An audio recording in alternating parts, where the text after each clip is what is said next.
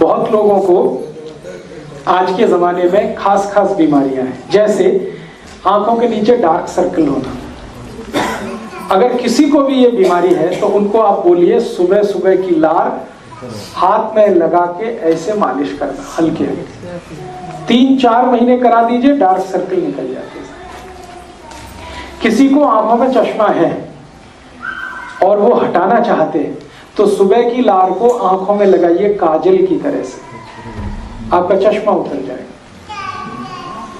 क्योंकि चश्मा आंख में लगता ही तब है जब आंख के लिक्विड की एसिडिटी बढ़ी हुई है, और ये लार एल्केलाइन है, ये एसिडिटी को ऐसे ही कंट्रोल कर लेता, चश्मा उतार देता। सुबह की लार का और बहुत अच्छा एप्लीकेशन है, शरीर में कहीं चोट लग गई है और वो जल्दी ठीक नहीं हो रही है, आप सुबह की लार उस पर अप्लाई कर दो, ठीक कर देगा। और कई तरह से इसका उपयोग होता है। जैसे किसी को कील मुहासे हो जाए, पिंपल्स हो जाए और बहुत खराब चेहरा हो जाए, उनको कहिए सुबह की लार लगा के मालिश करो, कील मुहासे का दाग भी मिटा देती है। मैंने जले हुए का दाग मिटाया है, समय लगता है 3 साल।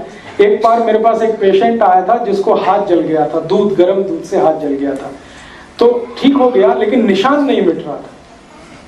और वो पेशेंट को जरूरी था कि वो निशान मिटना ही चाहिए। वो पेशेंट एक लड़की थी, उसकी शादी होने वाली थी, तो उसके घर वाले सब परेशान थे कि ससुराल वालों ने देख लिया तो पता नहीं क्या होगा।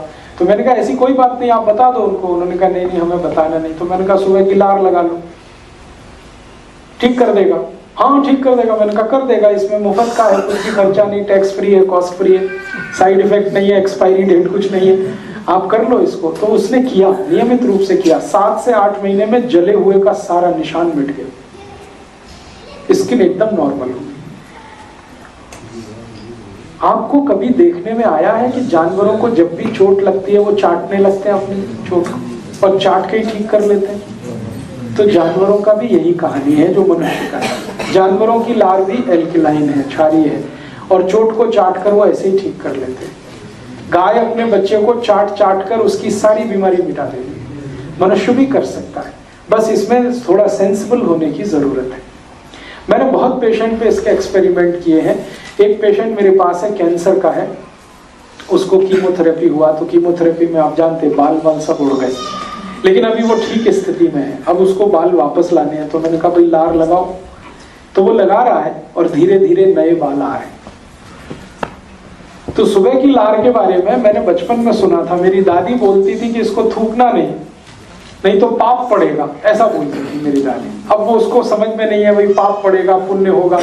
मेरे अब समझ में आया वो क्यों बोलती थी पाप पड़ेगा, क्योंकि वो मेरे लिए कीमती है। तो इसलिए आप सुबह की लार के बारे में थोड़े कॉशियस हो जाइए। इसको ब्रश करके पेस्ट करके थूकिए मत वॉश बेसिन में, कितना वेस्ट कर रहे हैं। और उससे भी ज्यादा वेस्ट कर रहे हैं गुटखा खा के, तंबाकू खा के, जगह जगह थूक। तो शहर गंदा कर रहे हैं, शरीर का नुकसान। आपके शरीर में भगवान ने ऐसी व्यवस्था दी है, आप भगवान का धन्यवाद करिए। मेरे पास 2 पेशेंट ऐसे हैं जो कैंसर की लास्ट स्टेज में हैं और उनके बचने की संभावना बिल्कुल ना के बराबर है, क्योंकि उनकी लार ग्रंथियां पूरी तरह से खत्म हो गई हैं।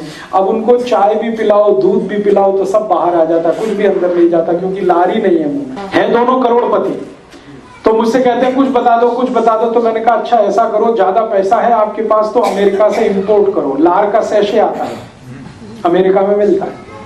अमेरिका में कुछ कंपनियां हैं जो लार का बिजनेस करती है, वो मनुष्य की ही लार होती है, उसको जैसे शैम्पू का सैशे होता है ना, उसमें भर के बेचती है। 5 मिलीग्राम का एक सैशे 10,000 रुपए का है। तो वो दोनों कैंसर पेशेंट हर दिन 10 से 12 सैशे कंज्यूम कर लेते हैं, 60 से 70 हजार खर्च करते हैं। लेकिन स्थिति अगले दिन सुबह फिर वही हो जाती है, मुंह पूरे का पूरा सूखा रहता है। माने दूसरे की लार किसी दूसरे को काम नहीं आती, लेकिन वो अपने संतोष के लिए करते जरूर हैं ये काम। तो भगवान ने आपको ये व्यवस्था दी है, इसको खराब मत करना। अब ये व्यवस्था खराब कहाँ होती है और कैसे होती है वो जरूर। लार बनना सबसे ज्यादा कम होता है तब जब आप कोई ऐसी वस्तु का उपयोग करें अपने मुंह में जो एंटी एल्केलाइन है। एंटी एल्केलाइन माने क्षार के विरुद्ध कोई भी वस्तु आप उपयोग करेंगे मुंह में तो लार का बनना कम होगा, उसका उत्पन्न कम होगा। अब ऐसी कौन सी वस्तुएं हैं हमारे जीवन में? आप जितने भी टूथपेस्ट करते हैं ये सब एंटी एल्केलाइन, ये सब आपकी लार की उत्पन्न करने की क्षमता को घटाते हैं। कॉलगेट हो, क्लोजअप हो, पेप्सोडेंट हो, सिबाका हो, फॉरहंस हो, सारे के सारे टूथपेस्ट ऐसे हैं जो एल्केलिनिटी को घटाते हैं। इसलिए मेरी आपको रिक्वेस्ट है कि पेस्ट मत करिए, क्योंकि आपकी लार बनना कम हो जाएगी पेस्ट करने से। और पेस्ट में ऐसा क्या है जो लार को घटाता है? पेस्ट में एक केमिकल मिलाया जाता है, उसका नाम है सोडियम लॉरेल सल्फेट।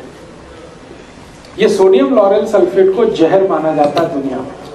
ये थोड़ी भी मात्रा में जीभ पर आप डाल दें तो लार ग्रंथियों को सुखा देता है पूरी तरह से। इसलिए दुनिया में जो भी सेंसिबल डॉक्टर्स हैं, दांतों के डेंटिस्ट, वो सब ब्रश करते हैं, ब्रश को कभी पेस्ट नहीं लगाते।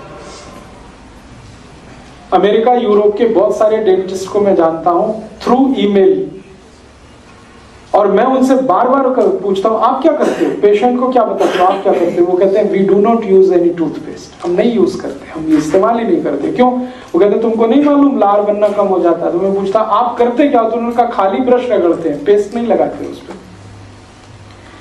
और अमेरिका में तो आपको मालूम है कॉलगेट, क्लोजअप, पेप्सोडेंट सभी टूथपेस्ट पर वार्निंग प्रिंट होती है, स्टैट्यूटरी वार्निंग, वैधानिक चेतावनी। उस पर लिखा होता है please keep out this Colgate from the reach of the children below 6 years।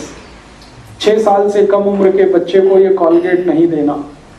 Second statement होता है in case of accidental injection please contact immediately poison control centre.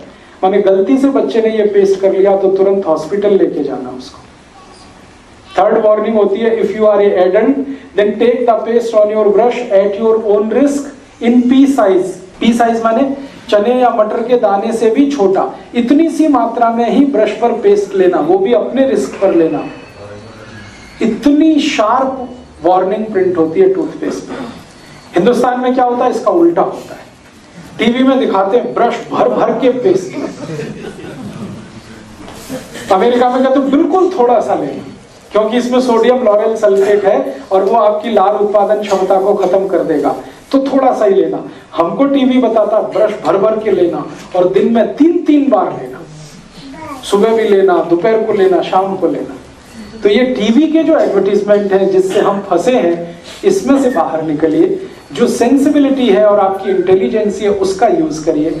लार को बढ़ाने वाली चीजों से दांत साफ करिए, ना कि घटाने वाली चीजों से। तो आप बोलेंगे कौन सी चीजें हैं जो लार को बढ़ाती है?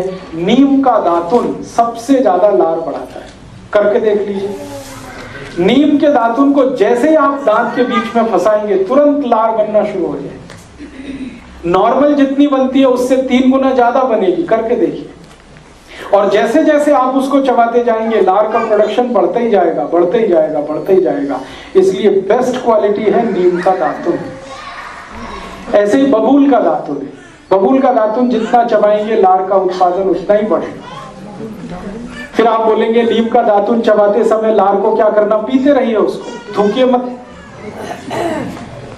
आपको इतनी क्वालिटी है उसमें, एक तो नीम का रस आ गया, ऊपर से लार भी है, दोनों बेस्ट एल्कलाइन प्रोडक्ट है। नीम के दातुन को चबाते हुए जो लार को पी सकते हैं, मैं उनको स्टाम्प पेपर पर लिख के दे सकता हूं जिंदगी में डायबिटीज कभी हो नहीं सकती, अर्थराइटिस होगा नहीं कभी आप, क्योंकि एसिडिटी बढ़ेगी नहीं ब्लड की, एल्कलाइन रहेगा ब्लड, और ब्लड एल्कलाइन रहेगा तो diabetes, arthritis, heart attack, cardiac arrest, brain haemorrhage, paralysis कुछ नहीं होने वाला। इसलिए नीम को भारत में दातुन के लिए सबसे अच्छा माना है। तो नीम का दातुन करिए, बेस्ट है। सुबह उठते ही पानी पिए। क्यों पीना है? 2 कारण। पहला कारण है रात भर आप सो गए तो मुंह में लार बन गई, वो इकट्ठी हो गई, दोनों तरफ भरपूर मात्रा में इकट्ठी हो गई। अब आप उठते ही पानी पी लेंगे तो सब अंदर जाएगी, और दांत साफ करने लगेंगे तो ये सब बाहर निकल जाएगी, थूकना पड़ेगा आपको। इसलिए उठते ही दांत साफ नहीं करना, मुंह नहीं धोना, पहले पानी पी लेना ताकि सब लार अंदर चली जाए। सुबह की लार जो है ना बहुत एल्कलाइन है, बहुत ज्यादा। सुबह की लार का मैंने पीएच निकाला तो 8.4 के आसपास, इतना एल्कलाइन है। और ये इतनी मेडिसिनल प्रॉपर्टी वाली है सुबह की लार कि कहीं भी आप इसको अप्लाई करिए, इसके मेडिसिनल रिजल्ट है।